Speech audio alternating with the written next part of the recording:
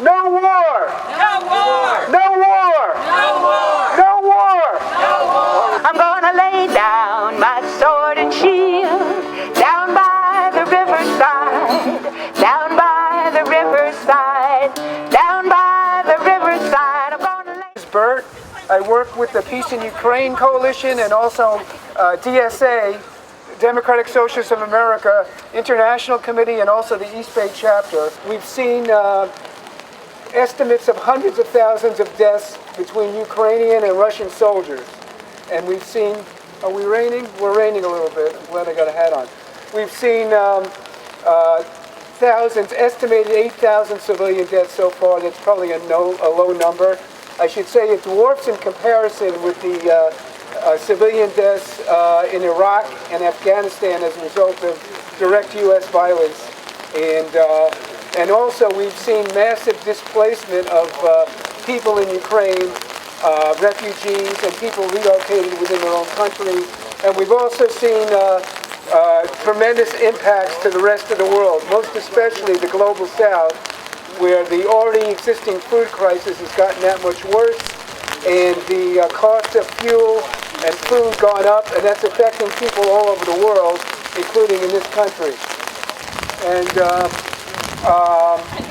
so the war is horrible. The war is horrible. It needs to end. It needs to end as soon as possible, which is why we're calling for an immediate ceasefire. I don't know if people heard Tony Blinken today, the U.S. Secretary of State at the UN. He basically said, don't be fooled. Don't call for a ceasefire. Don't support a ceasefire. Now, how can that be construed in any way as a voice for peace? It's a voice for more war, pure and simply, which is why the U.S. has poured $115 billion into this war, most of it for military purposes, and why they want to continue it as long as possible. Refusing to support a ceasefire and scuttling attempts at diplomacy, including leading up to the war. The main thing that provoked the Russian invasion, we hear all the time how it wasn't provoked. It was provoked by the expansion of NATO surrounding Russia and the attempt to pry Ukraine and Georgia into NATO as well. And the whole question of Ukraine joining NATO was on the table. It was on the table. The U.S. refused to even consider it. It was off the table. They wanted this invasion to happen, no mistake about it. And like the war in Afghanistan, which they used to weaken the Soviet Union, they're consciously trying to use this war to weaken Russia, maybe to the point of regime change. So the invasion is horrible. We live in this country. It's our government that's continuing the war, that's lined up NATO behind it, and has resulted in this ever greater militarization with the real risk of World War III. And that's what we're facing. You see the sign, diplomacy now, diffuse nuclear war. And I'd like to get a little chant going. Okay. This is just going to be a what do you want? What do you want? Okay. And the two answers are peace and diplomacy. Actually, ceasefire. Peace, ceasefire, diplomacy. Okay. What do you want? Peace! When do you want it? Now! What do you want? Ceasefire! When do you want it? Now! What do you want? Diplomacy! When do you want it? Now! Okay, great. Thank you. And just one more. Right. Great. Right on. Okay. I should also say that this event here, I don't know, we have probably 30 or 40 people gathered at this point. This is part of a day of action that's happening all over this country. There's over 20 actions in cities all over this country. And it's part of an international day of action. So today, and in the days following immediately, there are demonstrations happening in Austria, Belgium, Croatia, in France. There must be 15 or 20 cities that are having demonstrations. In Germany, in Italy, there's like over 50 cities. I looked up, you can look up on the International Peace Bureau site, IPB.org. It's got a list of all the actions happening around the world. Spain, Portugal, the Philippines, the UK. Tomorrow in central London, there's a march that the Stop the War Coalition is organizing. And it's the same message all over. Ceasefire now, peace talks now, diplomacy now, no more weapons, no more war, the time to stop it is now. Okay, all right, and okay, one other point, I'm probably getting close to the 3-minute limit I asked speakers to stick to. So, why are we here today? Why here? We know why we're out here in general. Why here? Senator Dianne Feinstein, okay? She's our senator. She's been our senator for way too long. She's finally stepping down, and it's about time. It's well past due. She's voted for every dollar of the $115 billion for the war in Ukraine. She needs to go. And also I should add, okay, sorry. There's 3 Democrats that are aspiring to her seat. And they are Adam Schiff, Katie Porter, and Barbara Lee. Okay, there's not a peace candidate among them. Barbara Lee, historically, we know she took a stand against the war on terror, against the war on terror over 20 years ago. She's voted for every dollar of the $115 billion. And so none of them is worthy of our support, and they all need to go. So actually, let me grab the chant sheet. Someone have a chant sheet? Actually, okay, I think I could. A little bit closer here. I'm just going to finish with a chant. Okay. Feinstein, Porter, Schiff, and Lee. We don't want World War III. Feinstein, Porter, Schiff, and Lee. We don't want World War III. Feinstein, Porter, Schiff, and Lee. We don't want World War III. All right, thank you. And now I'm going to introduce, and I forgot to mention the organization of our next speaker, and she is Katie from Necessary Dissent. And if there was ever a time for dissent, now is the time. Katie, take it away. Hey everybody, glad to be out here with y'all in the rain. Oh, this is fine, thank you. I think it's good to see, the strong showing in this horrible weather today. I remember that the last time I was with several of you was last summer in downtown Oakland. We were protesting outside of Barbara Lee's office because she had voted to approve $40 billion in military funding for the war in Ukraine. And since that time, we're here 1 year after the Russian invasion, and the U.S. has approved almost three times that amount by now, which is more than what the U.S. spent in most of the years of the Afghanistan war, and that's adjusting for inflation. And that's even considering the fact that technically the U.S. military isn't even involved in this war. It's a proxy war. Of course, we know that the U.S. military is helping the Ukrainian military fire missiles at Russia, and also that the CIA is on the ground calling some shots. So that's why I say technically. We also, at this point, have a pretty good idea that the CIA works directly with the Biden administration to sabotage the Nord Stream pipeline.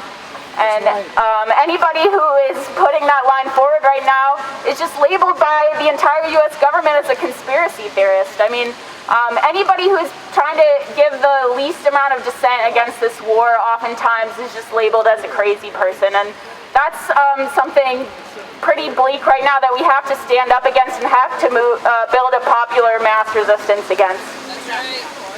At the same time that this war in Ukraine is going on, the conflict between the U.S. and China is only getting worse and worse as the days progress. Shortly after that protest in downtown Oakland, together at Barbara Lee's office, Nancy Pelosi visited Taiwan, Kamala Harris visited South Korea. Just recently, the U.S. military set up camp in 4 military bases in the Philippines. We know that tensions are escalating with China, and the Chinese military has said that it is preparing to invade Taiwan by 2027. And just the wars alone are bad enough, and we know that they will fall the hardest on those who are already oppressed by the imperialist capitalist ruling class. A few weeks ago, Canada sent its Navy to Haiti to suppress mass uprisings against U.S. intervention in the Haitian economy and government. And here at home, just a few weeks ago, the people of East Palestine, Ohio, were hit by a terrible, catastrophic train wreck that released toxic chemicals into their water, into their air, and their land. And those people are also being labeled as conspiracy theorists for just pointing out the basic truth that the train companies poisoned their land and that the animals in that town are dying. I think it's really important to recognize the increasing censorship of any kind of political dissent in this country, and to try our best as people who have a slight degree of clarity to bring that clarity to the masses, try to build a mass movement of resistance against this war, even though it seems like a really hard thing to do right now. Personally, I believe that the Rage Against the War Machine national protest that happened last weekend was positive in that sense. I think that it sought to unite people across many different political backgrounds in the U.S. around a point of unity of opposing the war. And I think that if we can't find unity with people who we don't agree with everything about, then we're never going to be able to fight against the atrocities that the U.S. is committing at home and abroad. I'm glad to be here with you all. Happy to talk more about the situation currently. Thanks for your time. Solidarity. Thank you. Thank you. Okay, thanks. You know, when I was speaking, I didn't even notice it was raining. Okay, but then I noticed. Okay, so we're going to try to keep this short and move along. Is Newt here? Newt? I guess Newt not here yet. Okay, Mike. I'm sorry. Okay, David, why don't you come on up and speak? David Hartsoe. And he's with different groups. He's been an anti-war activist for a long time. He's with World Beyond War, and I think it's a Quakers meeting, which I'm not exactly sure. So David. And David has an umbrella. Good for you.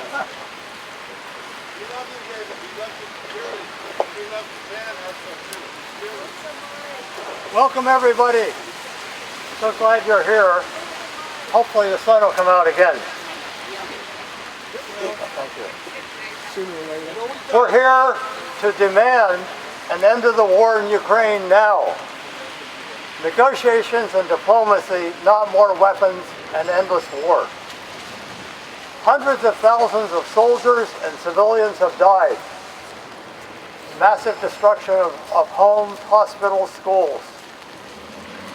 As I'm sure all of us know, the U.S. has sent over $115 billion of weapons to Ukraine. The war keeps escalating. We're now sending tanks, and soon they're talking about sending fighter jets and long-range missiles. This is a crime against humanity. The Russian invasion was a crime, but the war was not unprovoked. NATO expanded to the Russian borders and invited Ukraine into NATO. Arming Ukraine is also a crime, especially when the U.S. and the West promised Russia that NATO would never move 1 inch eastward. We need to put ourselves in the Russian shoes. During the Cuban Missile Crisis, when when Soviet Union put a missile in Cuba, the U.S. was ready to launch nuclear war. This was 90 miles from our border. Now we're right on Russia's border. All wars are based on lies. In both the United States and in Russia, the politicians and the mass media have whipped up war fever in their populations. The goal on both sides is victory, which will only mean endless war and endless death and destruction, and even nuclear war. Every day, the risk of nuclear war is greater. The doomsday clock has moved to 90 seconds to midnight.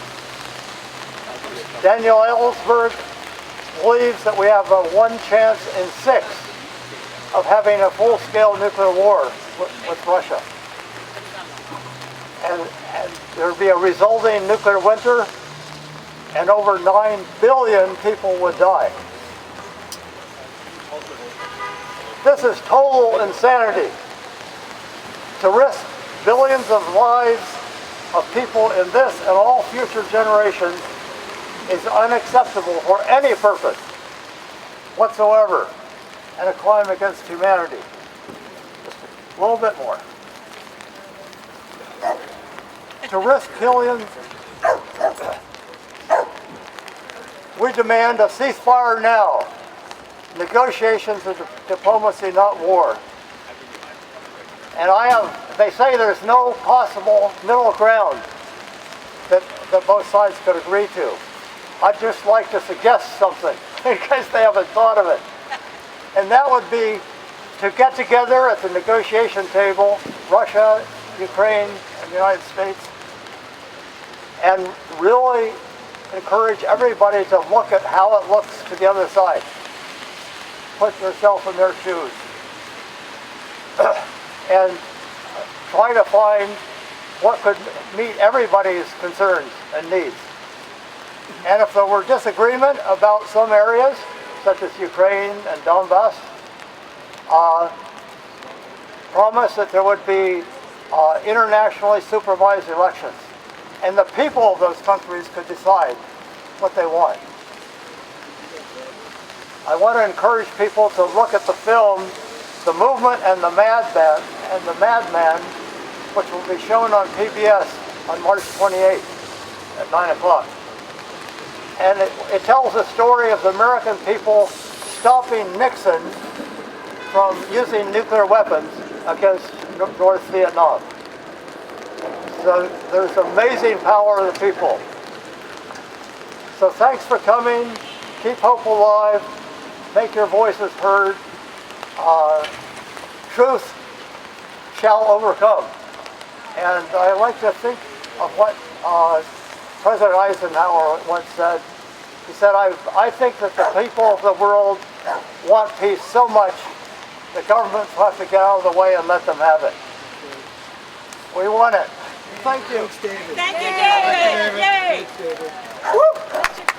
Okay, No, hold on. my notes are in tatters. Anyway, let's get a little chant going. 1, 2, 3, 4, we don't want a nuclear war. 5, 6, 7, 8, negotiate, don't escalate. All right? 1, 2, 3, 4, we don't want a nuclear war. 5, 6, 7, 8, negotiate, don't escalate. 1, 2, 3, 4, we don't want a nuclear war. 5, 6, 7, 8, negotiate, don't escalate.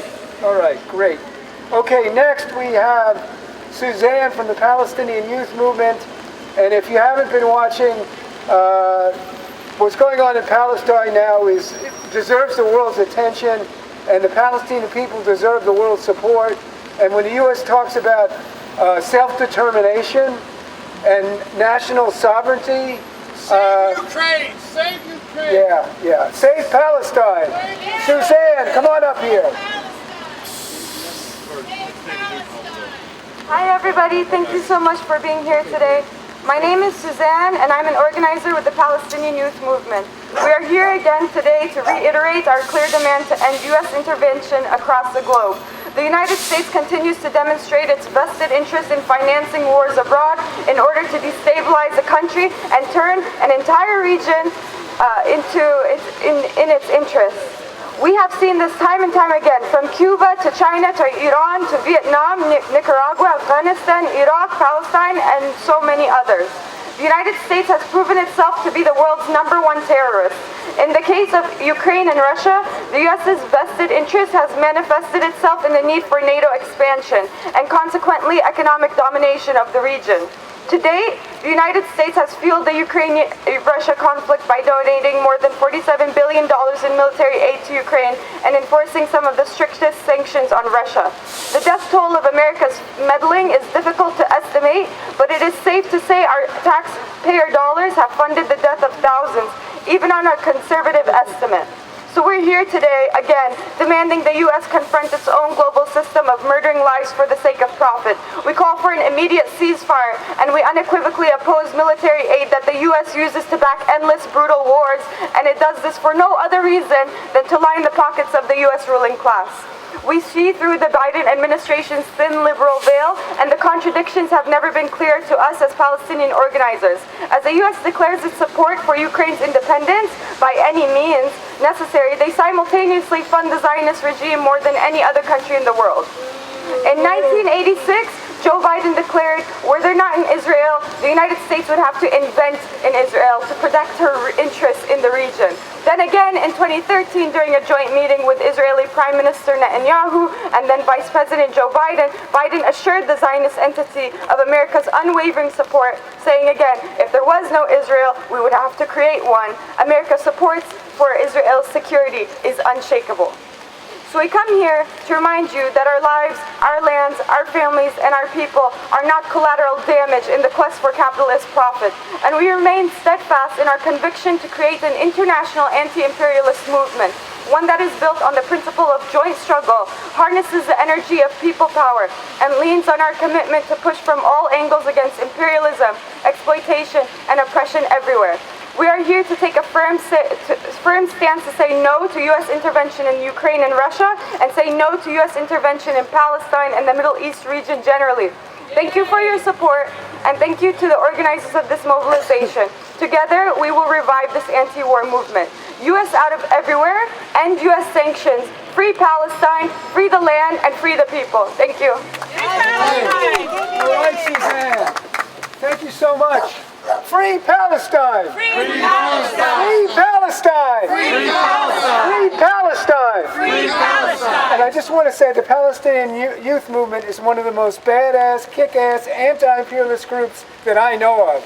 And really appreciate the fact that Suzanne came out today to stand in solidarity and in opposition to the U.S. war in Ukraine. Proxy war in Ukraine, okay? So next we have Newt from ILWU Local 10, and he works with a group within that union that have taken a position against the war and against loading war cargo, and we're really glad to have him out here today. Newt, come on up. Thanks, Newt. Power to the people. Power to the people. Free Palestine and free all oppressed people of countries. I am a member of the ILWU.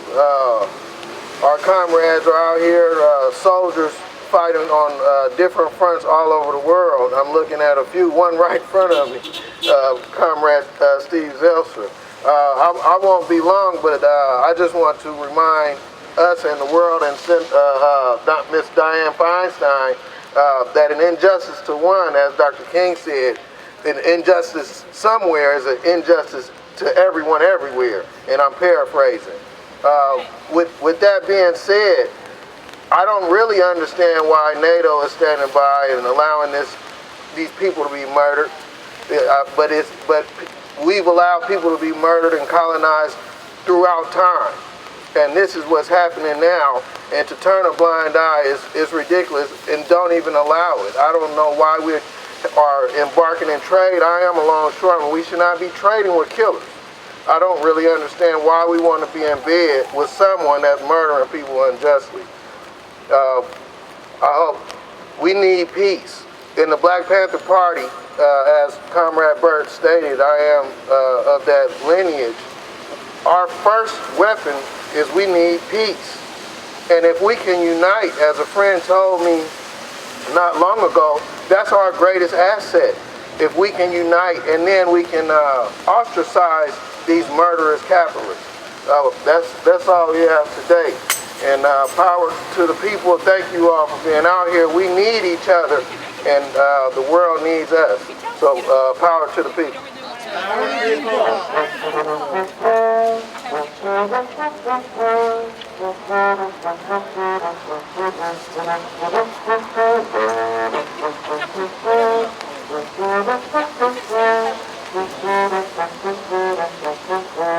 right, okay. All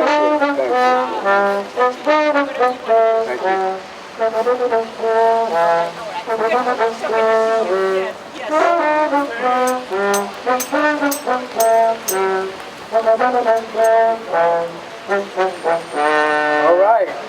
Thank you, brother. Thank you. Okay, it looks like the worst, dare I say, the worst of the rain is over. Maybe premature. Well, we weathered the first dose of rain, I know. We're going to try to keep it short and move it along. And next up we have Connor from The Answer, who, among other things, is going to talk about March 18th. There's a march on Washington, and it's going to be a march right here in San Francisco, and a broad array of anti-war and anti-imperialist groups are going to be coming out to oppose the war. So mark your calendar, and Connor, come on up here. Thank you. You want under the umbrella? Thank you. Sherry went home, so they want umbrella. We're here today to demand peace in Ukraine in the face of a government that has recklessly provoked this conflict and brought the entire world step by step up a dangerous escalation ladder. We demand negotiations, not escalation. This is a U.S. proxy war that the United States can call a negotiated end to. But upholding America's superpower status is the only bipartisan issue in this country. While we stand outside a senator's office, we recognize that only a mass anti-war movement can stop the U.S. war machine. Negotiations are possible, and the only way this war can end. Instead of negotiating, the actions of the United States show it is perfectly comfortable with the suffering of Ukrainians today and risking potential nuclear war and the world tomorrow. Prior to the Russian invasion a year ago, the United States' actions set the stage for this war. NATO, a military alliance that existed to contain the Soviet Union, had no reason to exist after 1991. But beginning in the 1990s, the United States pushed to bring more countries in Eastern Europe into the NATO military alliance. Since then, we've seen NATO expansion up to Russia's borders. We've seen the U.S. leave hallmark arms control agreements that raise the possibility of nuclear weapons being stationed by NATO in Eastern Europe. And in 2014, a U.S.-sponsored coup in Ukraine, replacing a neutral government with a pro-Western government. All these actions turned up the temperature until the United States refused to engage in negotiations prior to the Russian invasion. This is important because we must recognize this situation as a U.S. proxy war.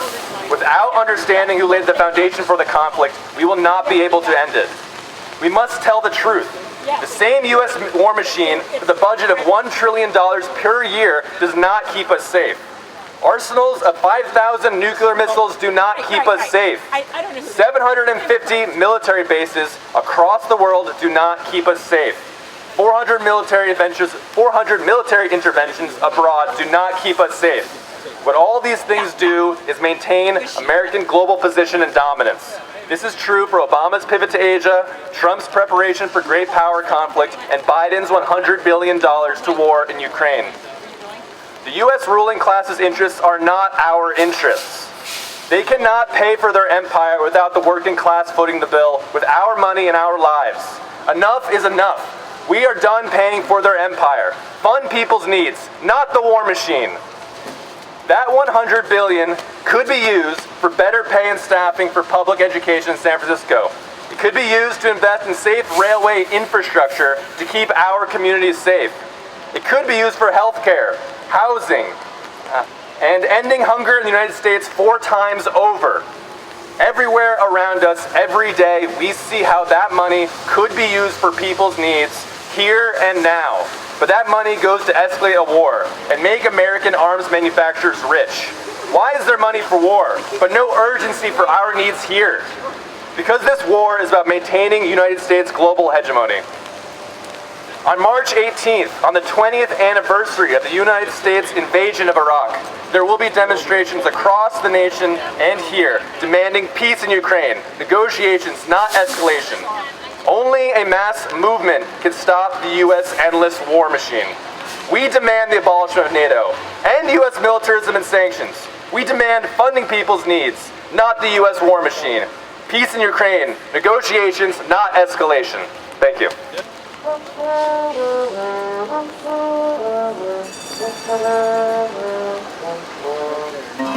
you. Now, Steve Zeltzer is going to speak.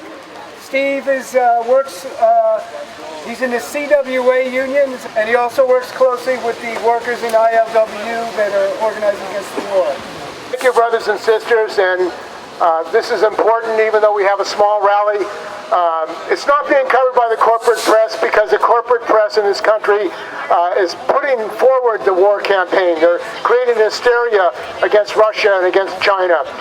These are really war criminals who vote for war knowing it's a lie.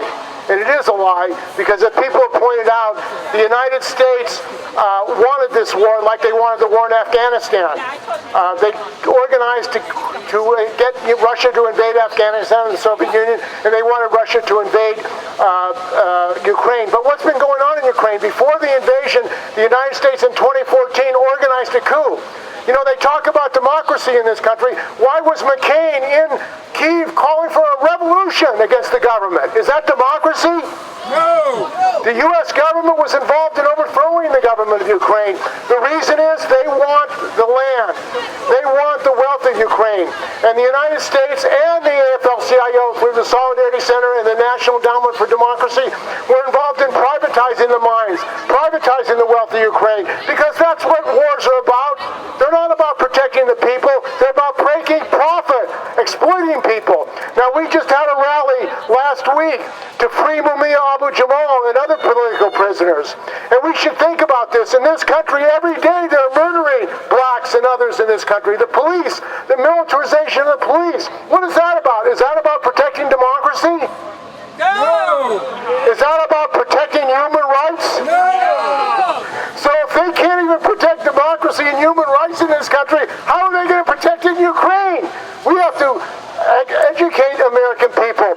And I think the thing about the ILWU is in 2008, the ILWU organized a West Coast strike against the invasion of Iraq.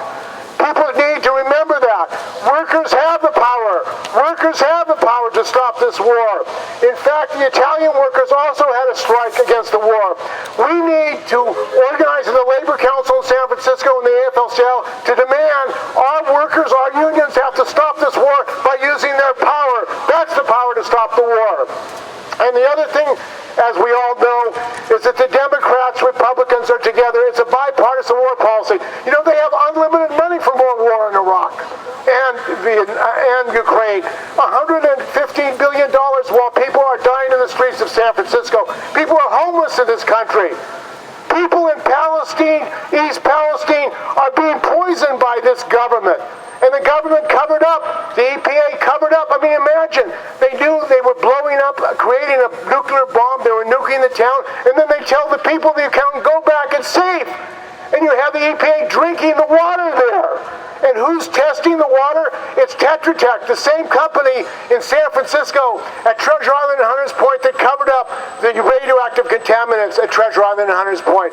This company is a lying criminal company, and two of their executives went to prison in San Francisco because of committing fraud. And these are the people testing the air in East Palestine. What is this about? It's about profiting off the lives of people.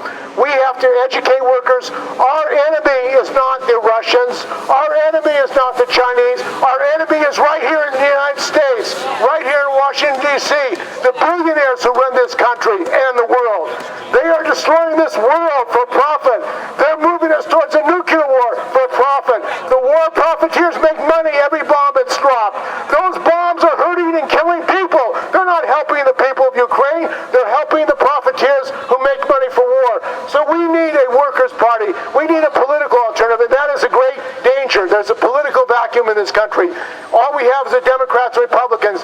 We need the workers and the unions to have a political party of labor, a Democratic Labor Party, so workers have a choice. We need a choice in 2024. We need a political alternative. We cannot afford another year or two with these Democrats and Republicans. They are working to hurtling the world towards world war. We have to stop it. Workers to organize and take action. The ILWU has led the way, and we hope to work with them for further action of the working class in this country. Solidarity, no war, end the bombs. Thank you, brothers and sisters.